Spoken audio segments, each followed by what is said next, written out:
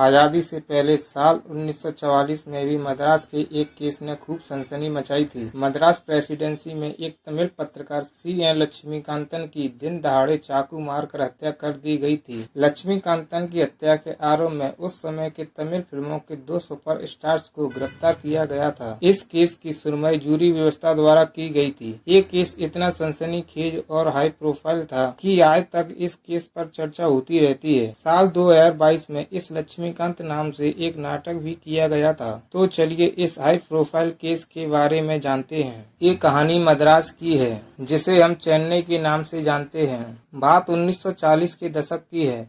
उस समय मद्रास में C.M. लक्ष्मीकांतन नाम का एक पत्रकार रहता था, जो सिनेमा तुदु और हिंदू नेशन नाम की 2 येलो मैगजीन चलाता था। येलो मैगजीन वो होता है जिसमें खबरों को बढ़ा चढ़ाकर मिर्च मसाला लगाकर रीडर्स के सामने परोसा जाता है। इन खबरों की पुष्टि के लिए कोई भरोसे लायक सोर्स नहीं होते हैं, या होते भी हैं तो अननाउन ही होते हैं। चटपटी खबरों से इस तरह की बिक्री भी खूब होती है। लक्ष्मीकांतन इन मैगजीन में कई फिल्मी सितारों के निजी जीवन के बारे में अपमानजनक और अश्लील बातें लिखता था। लक्ष्मीकांतन पहले वकील बनना चाहता था। उसने वकालत की पढ़ाई भी की थी। हालांकि वो वकील तो नहीं बन पाया। उसने अपने कानूनी ज्ञान को गलत कार्यों को अंजाम देने में लगाया। इसी के चलते वो जालसाजी के एक मामले में फंस गया। लक्ष्मीकांतन को उस जालसाजी के मामले में दोषी ठहराया गया। उसे 7 साल की सजा दी गई। उसे रायमुंदरी की जेल में डाल दिया गया। रायमुंदरी शहर अब राय महेंद्र के नाम से जाना जाता है, जो आंध्र प्रदेश का एक शहर है। लक्ष्मीकांतन इस जेल से भागने की कोशिश में था, तभी उसे पकड़ लिया गया। इसके बाद उसे अंडमान निकोबार स्थित सेलुलर जेल में भेज दिया गया। इसी को हम काला पानी की सजा के नाम से जानते हैं। सेकेंड वर्ल्ड वॉर के दौरान इस द्वीप पर जापान ने कब्जा कर लिया। इसका फायदा लक्ष्मीकांत को मिला। उसे जेल से रिहा कर दिया गया। इसके बाद वो वापस मद्रास लौट आया और पत्रकारिता के पेशे में घुस गया। साल 1943 में उसने एक फिल्म जगत से जुड़ी साप्ताहिक पत्रिका सिनेमा तुदु प्रकाशित की। इस पत्रिका में वो फिल्म अभिनेताओं और अभिनेत्रियों की निजी और प्रेम प्रसंगों के बारे में लिखने लगा। इस तरह की न्यूज में लोगों ने खूब दिलचस्पी दिखाई। लक्ष्मीकांतन की पत्रकारिता की बिक्री बढ़ने लगी। लक्ष्मीकांतन ने इसका फायदा उठाया। वो कई फिल्म स्टार और पैसे वाले लोगों को अपनी मैगजीन के जरिए ब्लैकमेल करने लगा। वो उनकी निजी जीवन की ऐसी जानकारी इकट्ठा करता जिससे पब्लिश करने पर उनके करियर और प्रोफेशन को भारी नुकसान पहुंचता। फिर वो उन लोगों को उनकी कहानी को अपनी मैगजीन में छापने की धमकी देता। वो कहानी को ना छापने के बदले भारी पैसों की डिमांड करता था। अब अपने करियर को बचाने के चक्कर में फिल्म स्टार चुपचाप उसे पैसों का भुगतान कर देते थे। उस समय दूसरा विश्व युद्ध चल रहा था।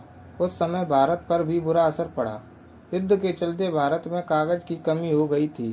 ब्रिटिश सरकार ने इसी कागज की कमी के चलते लक्ष्मीकांतन की मैगजीन को बंद करने का आदेश दिया, लेकिन लक्ष्मीकांतन नहीं माना।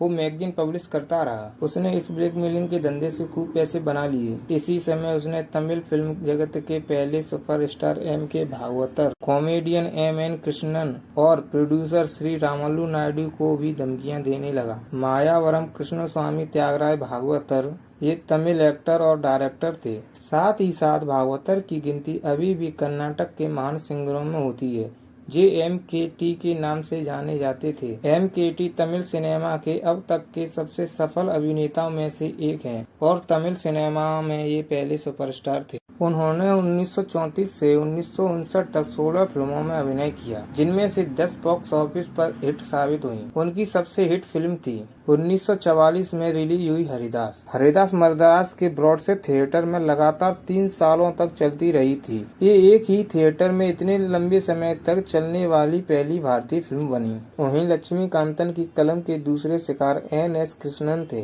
ये कलियोनार और N.S.K.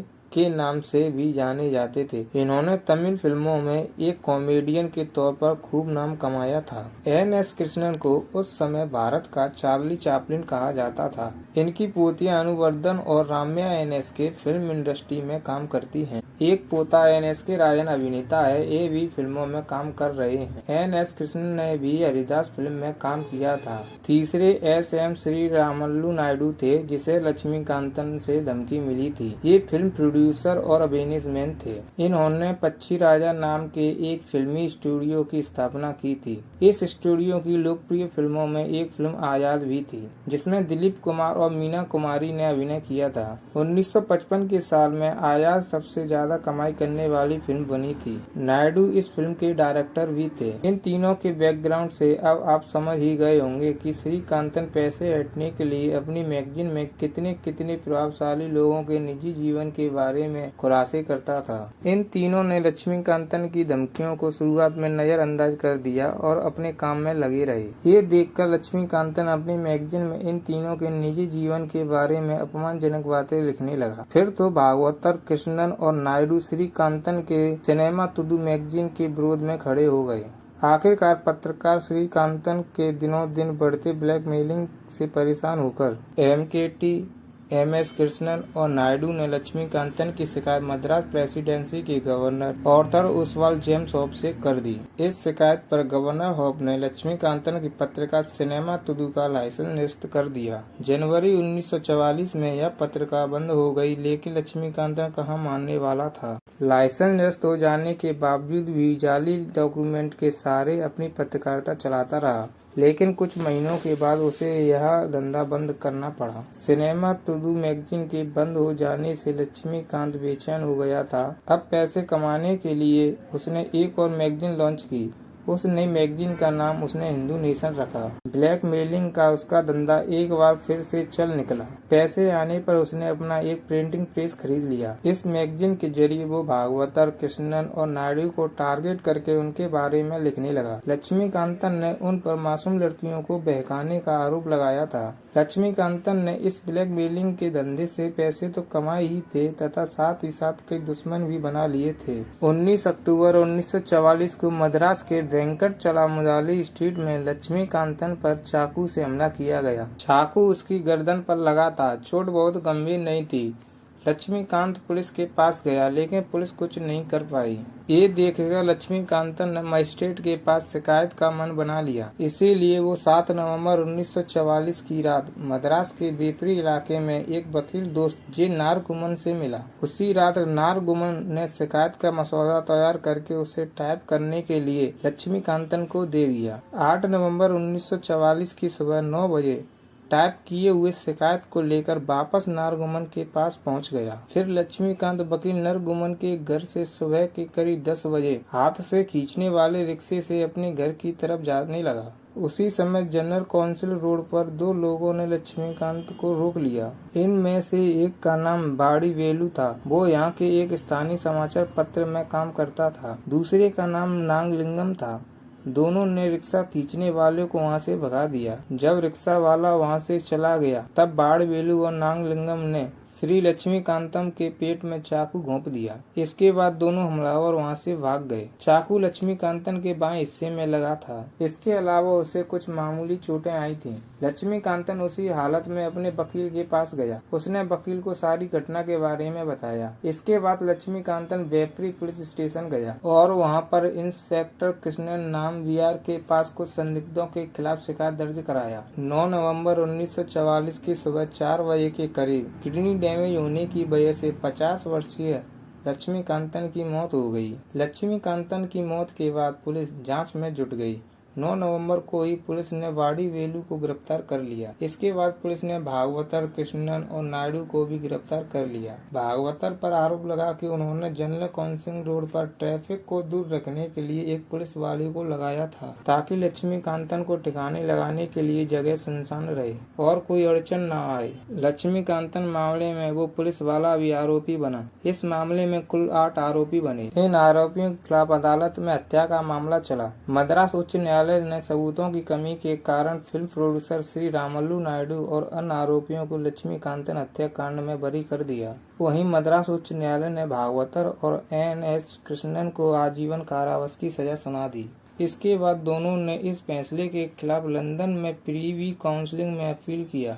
पहले प्रीवी काउंसिल ही पूरे ब्रिटिश साम्राज्य के सर्वोच्च न्यायालय की तरह काम करता था। प्रीवी काउंसिल ने नए सिरे से सुनवाई करने के लिए उसे फिर से मद्रास हाईकोर्ट में भेज दिया। साल 1947 के मध्य में भागवतर और कृष्णन को निर्दोष पाया गया।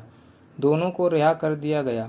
लेकिन इस बीच तक वो 30 महीने जेल की सजा काट चुके थे। दोनों फिल्मी सितारों का करियर पूरी तरह से चौपट हो गया। जेल की सजा का असर उनके स्वास्थ्य पर भी बुरा प्रभाव पड़ा। भागवतर तो पूरी तरह टूट गए। जेल से छूटने के बाद भागवतर तमिल फिल्मों में काम करते रहे, पर उनकी फिल्में पहले की तरह हिट नहीं हो पाई। उनका ज्यादातर पैसा कोर्ट के मुकदमों में खर्च हो चुका था। उनका आखिरी समय बहुत गरीबी में बीता। 1 नवंबर 1959 को 49 वर्ष की आयु में तमिल फिल्मों के पहले सुपरस्टार MKT उर्फ भागवतर की मधुमेह से मौत हो गई। भागवतर जब सफलता की ऊंचाइयों पर थे तब उन्होंने कईयों की मदद की थी। सेकेंड वर्ल्ड वॉर के दौरान उन्होंने रेड क्रॉस आंदोलन में भी भारी राशि दान की थी, जिसके लिए ब्रिटिश सरकार उन्हें दीवान बहादुर की उपाधि से सम्मानित करने वाली थी। मगर भागवतर ने उपाधि लेने से मना कर दिया कि उन्होंने जो भी मदद की वो इंसानियत के लिए किया था, न कि किसी उपाधि के लिए। अब इसी सुपरस्टार का परिवार गरीबी में जी रहा था, यहाँ तक कि उनके पास घर के किराए के पैसे भी नहीं थे।